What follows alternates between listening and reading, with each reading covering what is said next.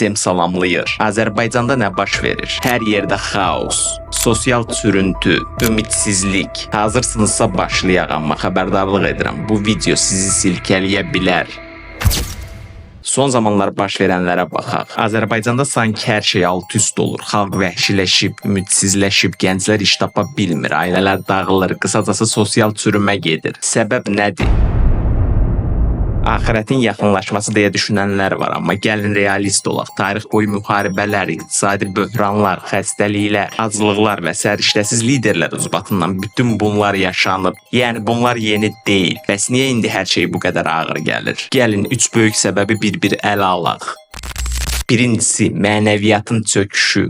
Bir düşünün, əvvəllər adi bir söyüş söymək nələrə səbəb olardı. İndi isə TikTokda minlərlə insanın gözü qabağında bir-birini söyürlər, soyunurlar, əxlaqsız hərəkətlər edirlər. Üstəlik insanlar bunu çox normal qəbul edir. Ailə bağları zəifliyib, həmrəylik yoxdur. Üstünə üstlük millətimiz üçün müharibənin travmaları bitməmiş, koronavirusun vurduğu zərbə, hamısı bir anda gəldi. 2019-dan sonra həyat çox dəyişdi. Heç nə qaydasında getmir deyənləri yəqin ki siz də çox görürsünüz. Bu zarafat, boş bir cümlə kimi səslənsə də acı bir reallıqdır. İkincisi, texnologiya və sürətli dəyişikliklər. Dünya elə bir sürətlə dəyişir ki, biz ona nə yetişə bilirik, nə də baş verənləri dərk edə bilirik. Bir hadisəni dərk etməyə macal tapmamış yenisi başımıza düşür. Misal çəkim. Son zamanlarda baş vermiş bu böyük hadisələrin neçəsi yadınızdadır? Şərhlərdə yazın, əminəm ki, çoxunuz bu elə dünən olub deyəcəksiniz, amma yox, zaman bizi aldadır. Hər birinin üstündən aylar keçir. Üçüncüsü, iqtisadi bərabərsizlik və təhsilin acınacaqlı durumu. Gənclər iş tapa bilmir, ümidsizlik içində boğulur. Təhsil sistemi isə müasir dünyaya ayaq uydura bilmir. Nəticədə xalqın psixologiyası pozulur, insanlar aqressivləşir. Son günlərdə baş verən faciələrin də əsas səbəblərindən biri elə budur. Amma bir millətin çöküşünün ən böyük səbəbi bunların heç biri deyil. Tarixçi Joseph Tainter'ın dediyi kimi, bir millətin çöküşünün əsas səbəbi siyasidir.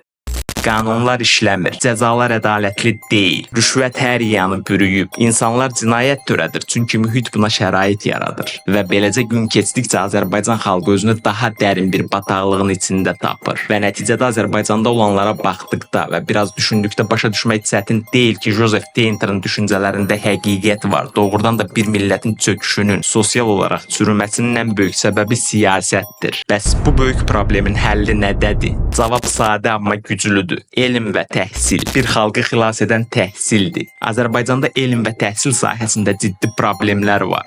Bu cəmiyyətin çürüməsini həll etmək üçün buradan başlamaq lazımdır. Amma bu sadəcə başlanğıcdır. Sonrasında təbii ki, ölkədə bir çox sahələrdə problemlər olduğuna görə çox şey dəyişməli və yenilənməlidir. Amma bu tək dövlətin işi deyil. Özümüzü və ətrafımızı maarifləndirməliyik. Səsimizi çıxartmalıyıq və heç nəyə laqeyd yanaşmamalıyıq. Bugün sən susarsan, sabah başqaları susar. Hər bir haqsızlığa sanki bizim başımıza gəlirmiş kimi yanaşmalıyıq. Əksi təqdirdə sabah eyni şeylərin bizim başımıza gəlməməsi üçün heç bir səbəb yoxdur. Empatiya və həmrəylik də vacibdir. Bir-birimizə dəyər verməyi, sevməyi, yardım etməyi öyrənməliyik. Şüurlu fərdlər sağlam cəmiyyət yaradır. Bu videonu bəyənib şərh yazsanız daha çox insana çatar və nəticədə siz də bu dəyişikliyin bir hissəsi olmuş olarsınız. Bu böyük problemi necə həll edə bilərik? Düşüncələrinizi şərhlərdə yazın, kanala abunə olun və videonu yaxınlarınızla paylaşın ki, onlar da maariflənsin. Güc birlikdədir. Unutmayın, hər şey bizim əlimizdədir. Videonu izlədiyiniz üçün təşəkkürlər. Sağ olun, salamat qalın.